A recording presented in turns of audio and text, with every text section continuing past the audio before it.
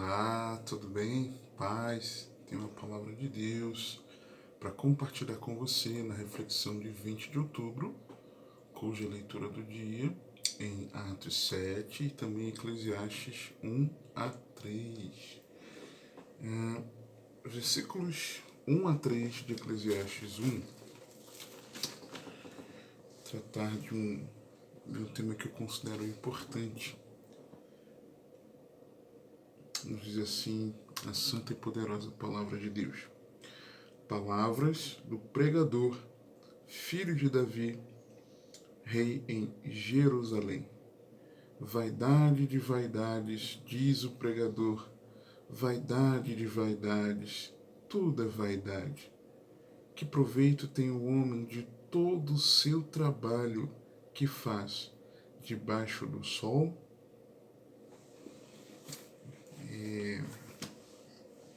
Por que eu digo que considero importante? Certa vez eu tratei sobre esse tema num outro contexto, sobre o trabalho do cristão, no contexto de Paulo em 1 Tessalonicenses, no capítulo 2, defendendo que ele se empenhou enquanto ele estava junto aos Tessalonicenses, ele trabalhava dia e noite, tá? Para que não fosse pesado aos irmãos, não tivesse nenhum motivo dos irmãos do que falar, né? Para deixarem de ouvir as palavras, o ensino. E aí, falando do que Paulo ensinava a respeito do trabalhador, do trabalho,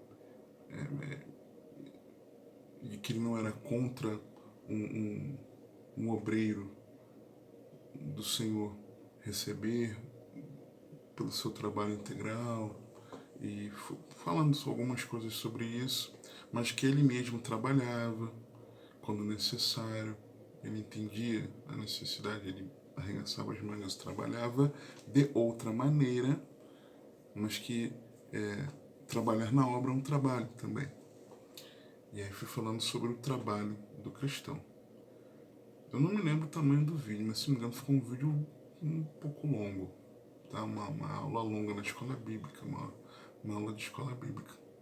Mas aqui eu quero ser mais focado nisso aqui, tá? Nisso aqui, que eu até me comentei alguns versos aqui de Eclesiastes, eu me lembro, na lição.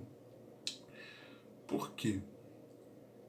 Como é que anda essa relação entre o servo de Deus e o seu trabalho, entre o cristão e o trabalho? Ou não tem relação? Tem esse problema também.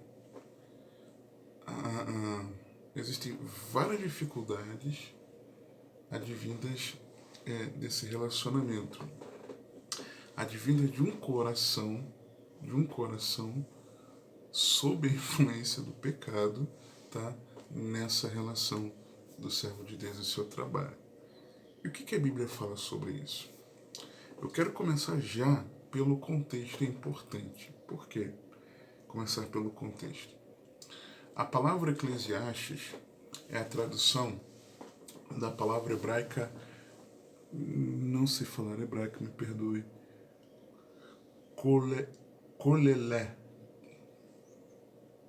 kolelet, não sei se é pronunciar como exatamente.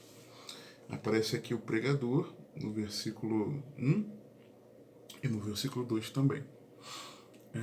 Que significa pregador, orador público ou um sábio que fala a uma assembleia. Aqui nós temos um idoso, Salomão, que apresenta reflexões de quem experimentou e observou muitas coisas, conhecendo um mundo contraditório e vazio em si mesmo. Tá? Por isso, tem como tema o livro as vaidades da vida e a futilidade de se procurar satisfação longe de Deus. Eu já vou falar sobre a questão de vaidades aqui. E aí o livro traz duas lições principais, e é aí que muita gente se perde.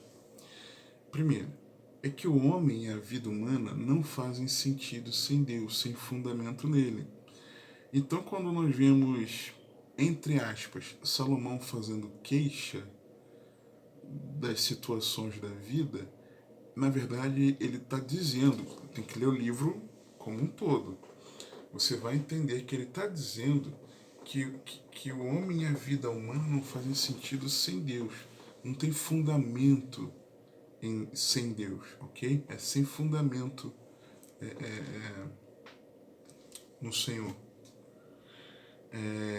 E um segundo é que a vida, uma segunda lição, é que a vida ela deve ser desfrutada em tudo aquilo que nós recebemos de Deus e no que Ele nos permite desfrutar, apesar das vaidades e futilidades.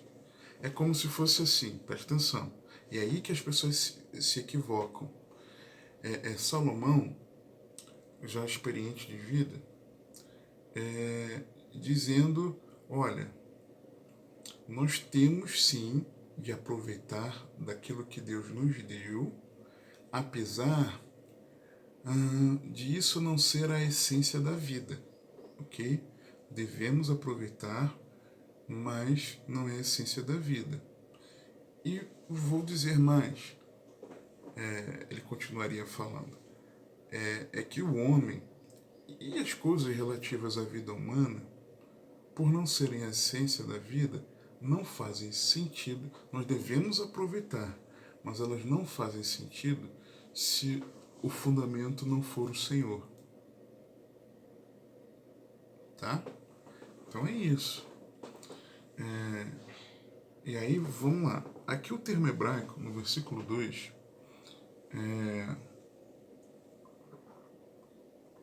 traduzido como vaidade, no versículo 2, ou em vão, o termo em vão, ao longo do livro, eu tenho a impressão de que eu já comentei isso em alguma reflexão, não me lembro qual agora. É rebel, Hebel, e significa, acho que foi naquela reflexão, a vida é breve, e significa vapor, fôlego.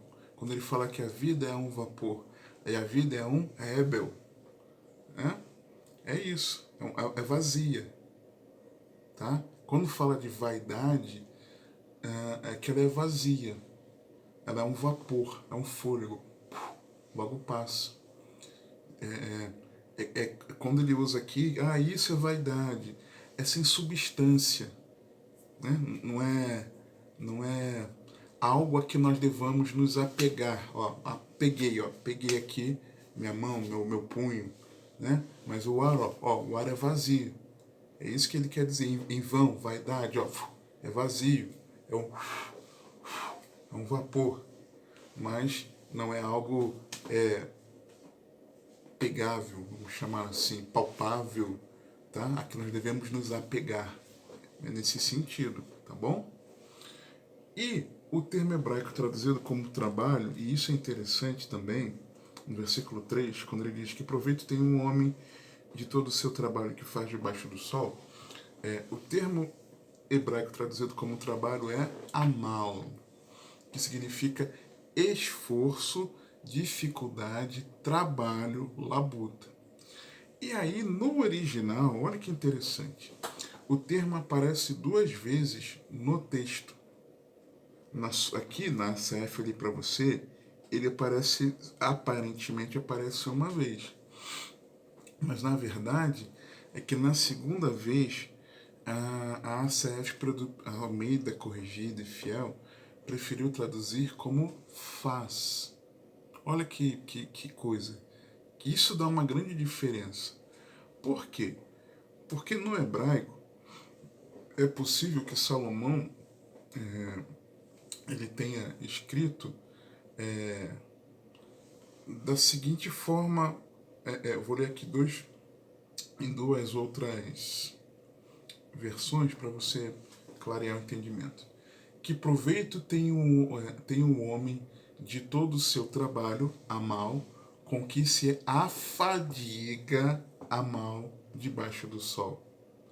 O que as pessoas, na Almeida Revista e Atualizada, na nova versão transformadora, está assim: o que as pessoas ganham com todo o seu árduo trabalho debaixo do sol.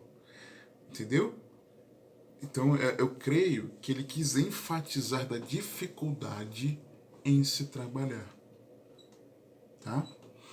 Mas, já adianto, o trabalho não é maldição. Adão já trabalhava antes do pecado, ensinando a correta perspectiva de que o trabalho é bênção de Deus. Gênesis 2,15. E tomou o Senhor Deus o homem e o pôs no jardim do Éden para o lavrar e o guardar. Trabalho. Tá? Mas o árduo trabalho em dificuldades e frustração, ele veio após o pecado com uma sentença longa e duradoura. Gênesis 3, 17 e 19. E Adão disse: porquanto deste ouvidos à voz de tua mulher, e comeste da árvore de que te ordenei, dizendo, não comerás dela, maldita é a terra por causa de ti, com dor comerás dela todos os dias da tua vida, espinhos e cardos também te produzirá, e comerás a erva do campo, no suor do teu rosto comerás o teu pão, até que te tornes a terra, porque dela foste tomado, porquanto és pó, e em pó te tornarás. Tá? Então esse árduo trabalho, esse esforço, essa dificuldade veio por conta do pecado. E aí, existem pessoas que têm algumas dificuldades em relação ao trabalho. Na busca de um trabalho perfeito, na busca de uma realização pessoal. E aí, algumas perguntas que eu quero fazer. Nós seremos vaidosos porque estamos radiantes com o trabalho? Tem gente que está muito feliz com o seu trabalho e um trabalho lícito deve, gerando renda, glorificando a Deus, deve sim trazer-nos alegria. Mas o problema é quando se torna vaidade. Tem gente que, porque está em determinada vaga de trabalho, ela se torna vaidosa. Entendeu? Eclesiastes 2,10. E tudo quanto desejaram os meus olhos não lhes neguei. Nem privei o meu coração de alegria alguma, mas o meu coração se alegrou por todo o meu trabalho, e esta foi a minha porção de todo o meu trabalho. Então tem gente que é vaidosa. Será que deveríamos ser vaidosos por qualquer coisa, mas dentro do nosso contexto aqui da reflexão, vaidosos por causa do trabalho?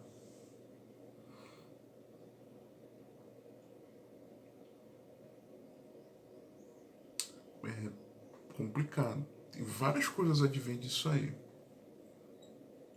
Aí quer esfregar no rosto do outro, quer ficar, perdoe minha expressão, arrotando que tem um salário bom, benefícios, humilhando aquele que ganha menos, que de repente tem um trabalho um pouco mais dificultoso, um trabalho que a sociedade valorize menos. Outro, o trabalho é inútil. Versículo 11 do capítulo 2. E olhei, eu, para todas as obras que fizeram as minhas mãos, como também para o trabalho que eu, trabalhando, tinha feito, e eis que tudo era vaidade e aflição de espírito, que proveito nenhum havia debaixo do sol. O trabalho é inútil? Não, não é. Tem gente que acha que é inútil, que fica trabalhando, é inútil trabalhar. Acha que está perdendo tempo, de que trabalha demais da conta, às vezes sim, e que a pessoa olha, puxa, tá vendo, eu me mato de trabalhar, do que vale? Do que vale eu me matar de trabalhar? Não é? Tem muito disso também. Uma terceira pergunta. Nós vamos murmurar porque dá trabalho? Aí, como consequência, versículo 17 do capítulo 2. Por isso odiei esta vida, porque a obra que se faz debaixo do sol me era penosa. Sim, tudo é vaidade e aflição de espírito. Vai murmurar? Odiei esta vida, eu odeio a minha vida, eu tenho que acordar 4 horas da madrugada para trabalhar, pegar um ônibus lotado, trem, e etc, etc. Aturar aquele chefe. Eu odeio essa vida, esse meu salário de mendigaria. Esse trabalho, essa obra me é penosa, que dificuldade.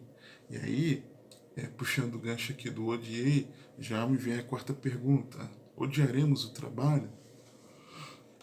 Porque, além de mencionar no versículo 17, no verso 18, na parte A, também eu odiei todo o meu trabalho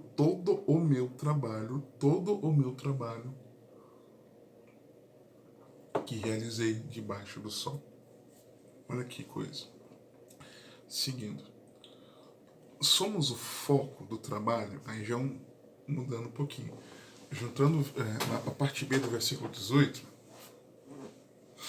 cuja parte A acabei de ler, depois o versículo 19 e o 21, de mesmo Eclesiastes 2. Visto que eu havia de deixá-lo ao... Por que ele odiou todo o trabalho? Ele explica. Visto que eu havia de deixá-lo ao homem que viesse depois de mim. Vem a pessoa... Já aconteceu, isso acontece. A pessoa vai ser desligada da empresa, mas antes dela ser desligada, ou ela está se desligando e combina um período para ainda continuar lá até sair, e aí o que o chefe vai fazer? Vai colocar alguém para aprender o serviço. Aí a pessoa, poxa, eu vou ensinar meu trabalho para alguém que vai assumir depois? Eu construí isso aqui ao longo desse tempo que eu estava aqui. Aí agora, essa pessoa vai assumir tudo que eu deixei, o meu legado aqui no trabalho? Não, eu vou sabotar o trabalho. Tem gente que faz essas bobagens. Tá? Olha como é que continua o texto. Visto que eu havia de deixá-lo ao homem que viesse depois de mim. Por isso que ele estava odiando todo o trabalho que ele estava construindo e realizando. E quem sabe se será sábio ou tolo. Entendeu? Isso acontece com os políticos. Um político, sabendo que ele não vai colher ali os louros da continuidade de algum projeto importante, ele não continua o projeto propositalmente porque ele não vai ser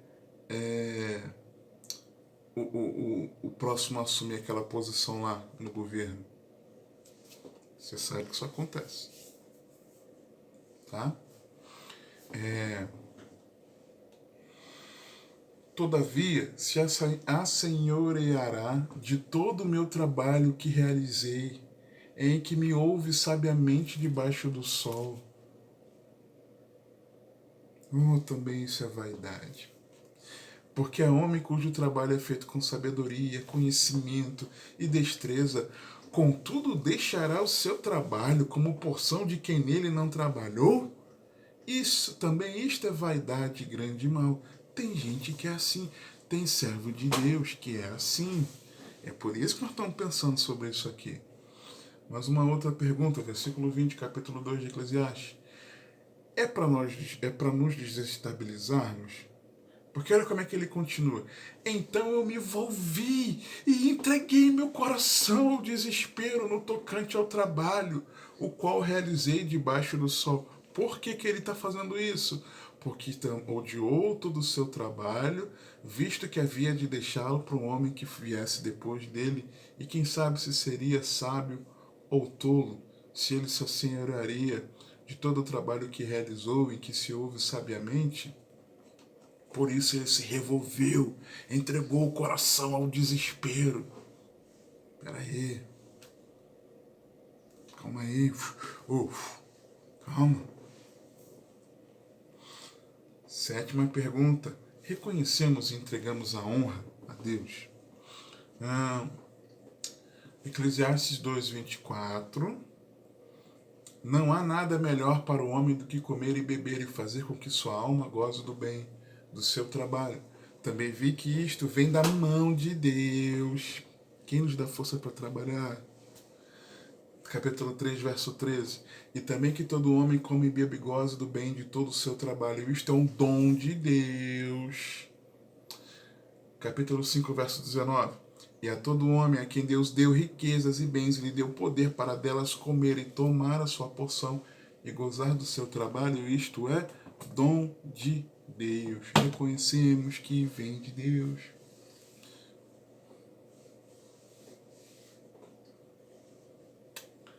Oitava pergunta. Estamos cientes das testemunhas ou preocupados com elas? Eclesiastes 4:4. Também vi eu que todo trabalho, toda destreza em obras traz ao homem a inveja do seu próximo. Também isto é vaidade e aflição de espírito. Ah, eu estou trabalhando desse jeito, vão ter inveja de mim. Ai, vão ter inveja porque eu estou em determinada empresa, porque eu consigo ter uma determinada renda, porque eu ocupo determinada função na empresa. Ah, por causa disso, por causa daquilo. Oh, nona pergunta. Morreremos por passar privações? Isso aqui é sensacional. Eclesiastes 4:8. Há um que é só, e não tem ninguém, nem tampouco filho nem irmão, e contudo não cessa do seu trabalho, e também seus olhos não se satisfazem com riqueza, nem diz: para quem trabalho eu, privando a minha alma do bem? Também isto é vaidade e enfadonha ocupação. Há um que é só, e não tem ninguém, nem tampouco filho nem irmão, e contudo não cessa do seu trabalho, e também seus olhos não se satisfazem com riqueza, nem diz: para quem trabalho eu, privando a minha alma do bem? Também isto é vaidade, enfadonha e ocupação. Nós vamos morrer por passar privações? E última reflexão aqui, última pergunta. Sabemos que nada levaremos na morte? Eclesiastes 5:15. Como saiu do ventre de sua mãe, assim no tornará, indo-se como veio, e nada tomará do seu trabalho que possa levar na sua mão. E aí, enxergando que o trabalho não é maldição, mas a dificuldade no trabalho que veio como consequência do pecado, como essa maldição, o homem não o trabalho em si, temos de trabalhar. Como então o cristão deve trabalhar?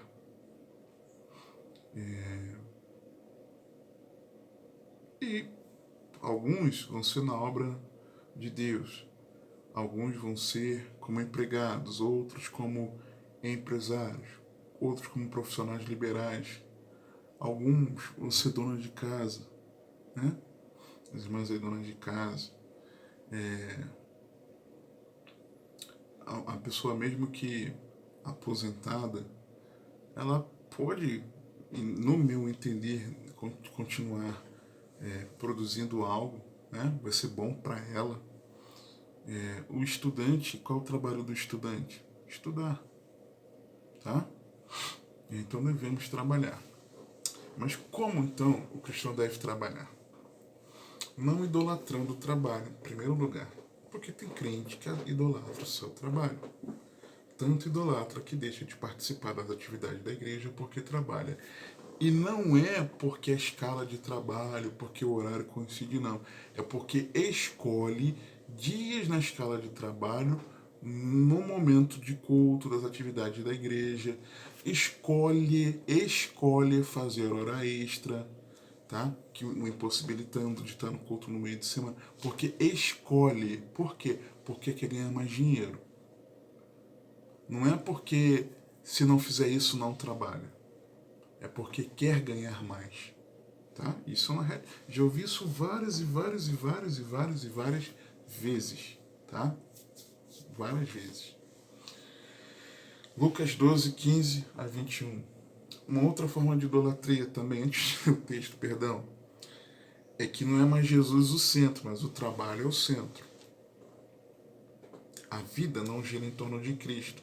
A vida gira em torno daquilo ali que a pessoa está fazendo. Lucas 12, 15 a 21. E disse-lhes: acautelai-vos e guardai-vos da avareza, porque a vida de qualquer não consiste na abundância do que possui. E propôs-lhe uma parábola, dizendo: a herdade de um homem rico tinha produzido com abundância, e arrazoava ele entre si, dizendo: que farei? Não tenho onde recolher os meus frutos. E disse: farei isto, derrubarei os meus celeiros, e edificarei outros maiores, e ali recolherei todas as minhas novidades e os meus bens. E direi à minha alma: alma, tens em depósito muitos bens para muitos anos, descansa, come, bebe, folga. Mas Deus lhe disse: louco, esta noite te pedirão a tua alma, e o que tens preparado, para quem será? Assim é aquele que para si ajunta tesouros e não é rico para com Deus. O texto está falando do apego às riquezas. Mas algo que está ali, eu não chamaria de periférico, mas está junto com o tema principal, e nós às vezes não nos atentamos, é a idolatria ao trabalho, às realizações. Tá? Derrubarei, edificarei outros maiores, ali recolherei as minhas novidades. Tá? Uma idolatria às realizações. Tá? E quem ama os bens e as riquezas dessa terra, e isso vem do seu trabalho, geralmente a pessoa idolatra o trabalho. Porque ela, na cabeça da pessoa, se ela não der a devida atenção ao trabalho, ela vai deixar de ter aqueles bens e as riquezas que ela tanto ama.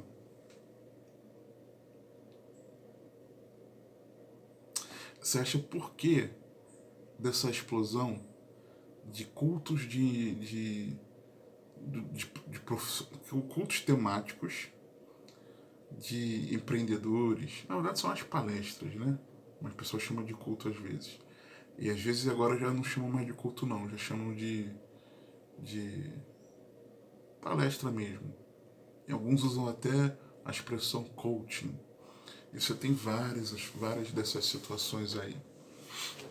E por que a pessoa não perde o culto, que tem um estudo bíblico, ou ensino da palavra, reunião de oração, mas o culto dos empresários, a pessoa não perde, porque ela quer sempre progredir ali no trabalho, porque se ela não progredir, não avançar, não conquistar, não realizar, ela não vai desfrutar dos luxos que ela tanto ama aqui nessa terra. Isso é idolatria ao trabalho. Idolatria ao trabalho. Tá? Segundo, como trabalhar? Não sendo indolente. Aí já tem o oposto. Lembra lá do cuidado com a preguiça? Colossenses 3, 22 a 25. Vós, servos, obedecei em tudo a vossos senhores segundo a carne, não servindo só na aparência, como para agradar aos homens, mas em simplicidade de coração, temendo a Deus. E tudo quanto fizerdes, fazei-o de todo o coração, como ao Senhor e não aos homens, sabendo que recebereis do Senhor o galardão da herança, porque a Cristo o Senhor servis. Mas quem fizer agravo, receberá o agravo que fizer, pois não há acepção de pessoas. Por que Paulo escreve isso aqui?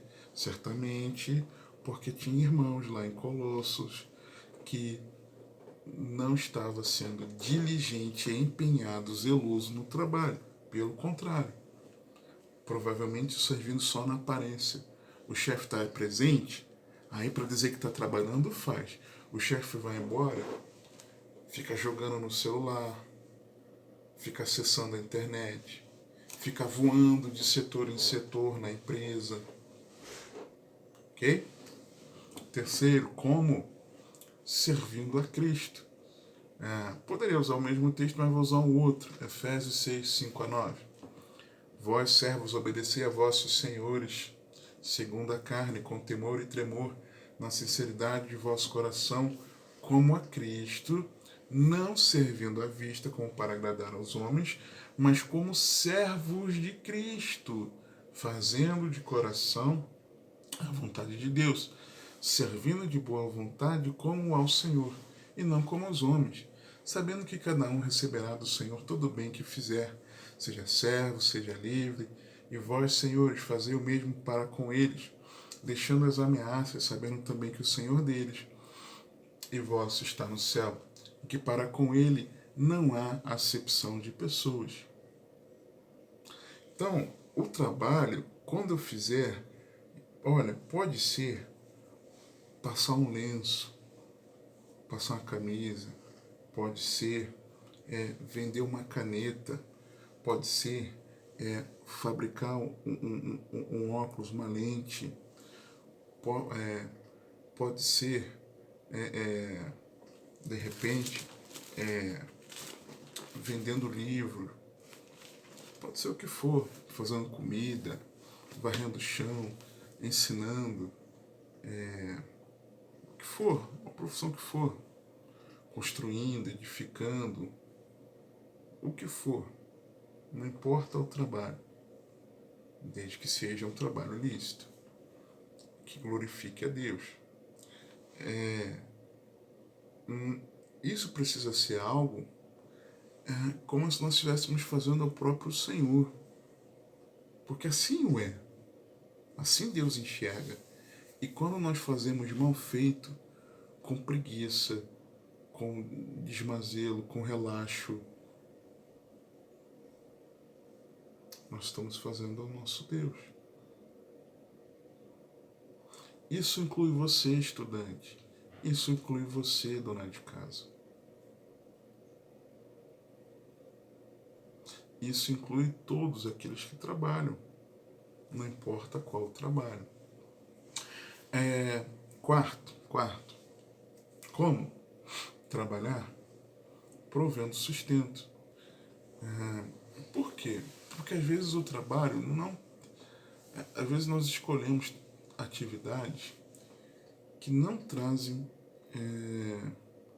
a remuneração necessária para o sustento. E aí é complicado. Tem gente que fica escolhendo emprego.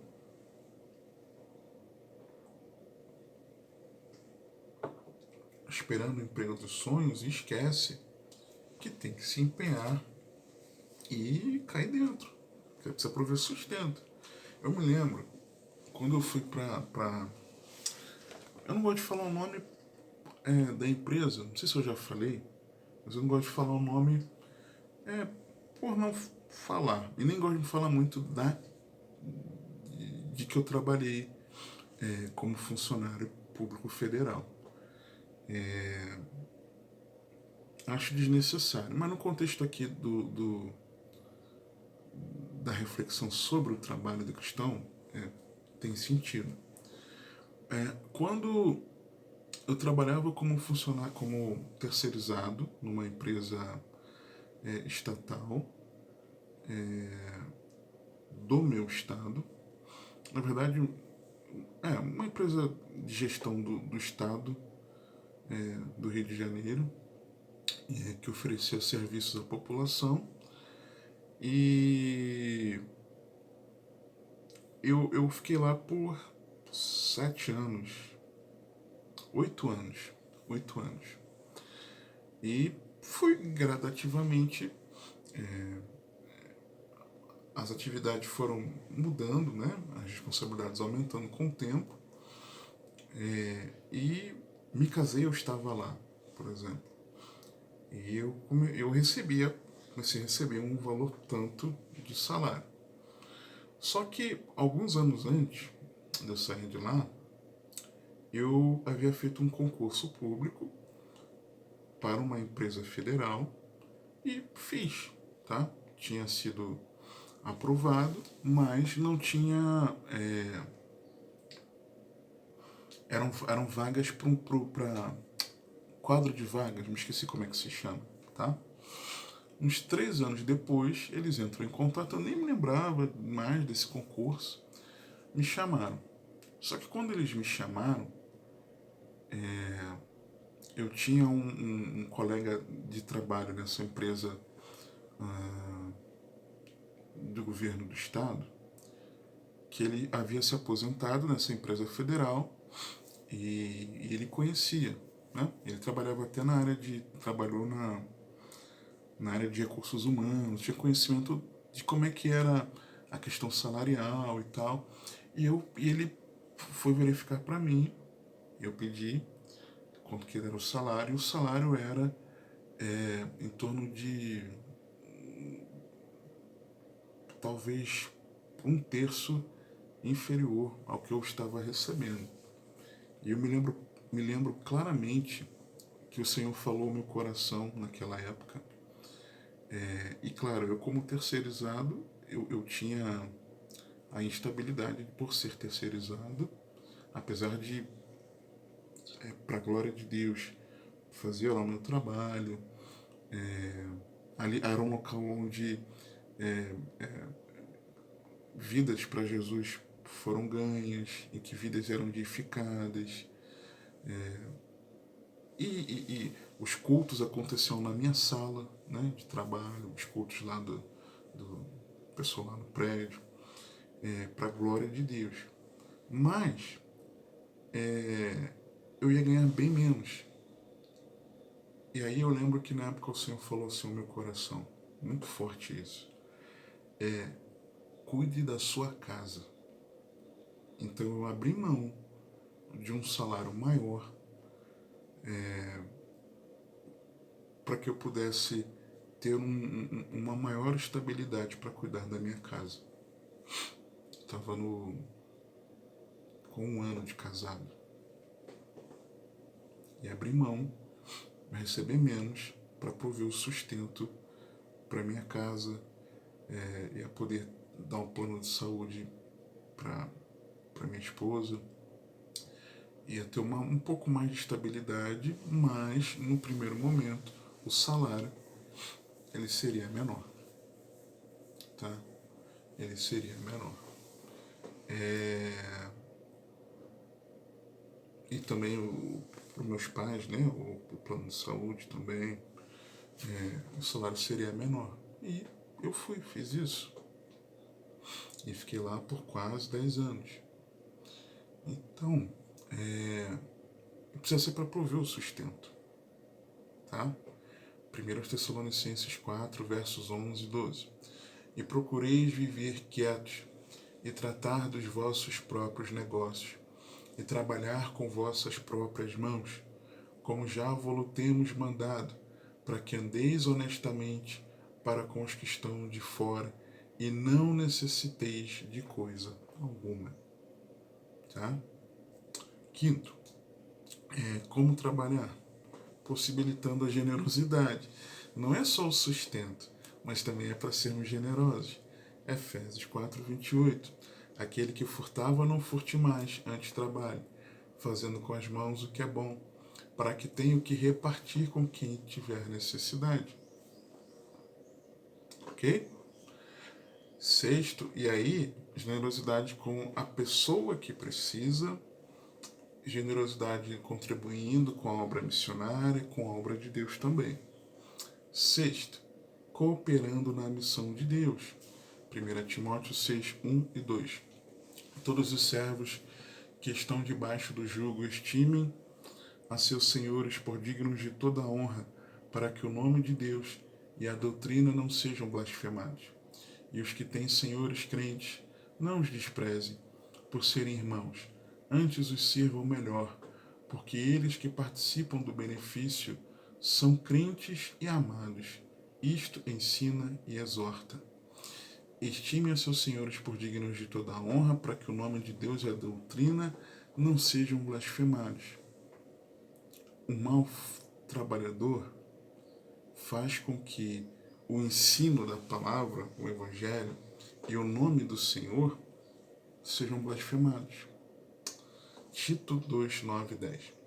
Exorta os servos a que se sujeitem a seus senhores e em tudo agradem, não contradizendo, não defraudando, antes mostrando toda a boa lealdade, para que em tudo sejam ornamento da doutrina de Deus, nosso Salvador. Você tem um ensino. Às vezes a gente quer evangelizar no trabalho, mas um bom testemunho, um bom serviço, um bom trabalho, uma boa entrega no nosso trabalho ornamenta, embeleza a doutrina, dá base para aquilo que falamos, compartilhamos. Você está entendendo? E sétimo lugar, entregando a Deus toda a glória. 1 Pedro 2, 18 a 21.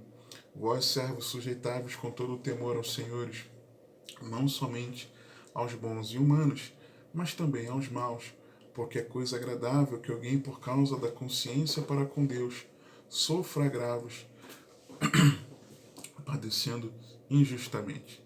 Porque que glória será essa, se pecando sois esbofeteados e sofreis? Mas se fazendo bem, sois afligidos e o sofreis, isso é agradável a Deus. Porque para isto sois chamados, pois também Cristo padeceu por nós, deixando-nos o exemplo para que sigais as suas pisadas. Então, sujeitando-nos com temor aos senhores, mesmo que não sejam bons e humanos, mesmo sendo maus, isso glorifica a Deus. Amém? Então, revisando aqui rapidamente, como então o cristão deve trabalhar? Não idolatrando o trabalho, não sendo indolente,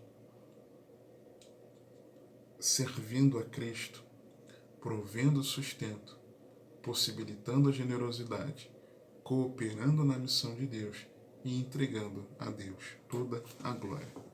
Amém? Que o Senhor te abençoe e te guarde, que Ele te conduza e governe a sua vida, porque você tem acesso.